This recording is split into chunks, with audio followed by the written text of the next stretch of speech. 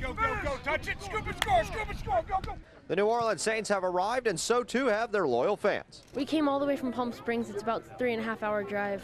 It's a once-in-a-lifetime chance for everybody. We're super positive. We've got a couple new players on the team this year, and so I think they're going to help us bring it home again.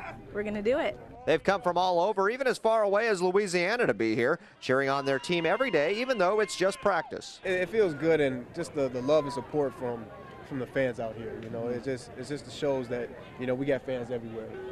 It's surprising, honestly. You know, it's I didn't expect it. You know, it seems like every day just more and more people are out here cheering us on, and it's really cool. While the Saints were unable to defend their Super Bowl championship last season, they are just as hungry as ever to make it back this year. I feel like we have all the pieces in place, and now it's just a matter of taking it 1 week at a time, never getting too far ahead of yourself, never getting complacent just because you have a talented team that doesn't promise you anything. We got to go out and earn it every time we step on the field. As the preseason winds down, the New Orleans Saints are looking forward to their Week 1 matchup on September 8th as the 2010 Super Bowl champs battle the 2011 Super Bowl champs in Green Bay.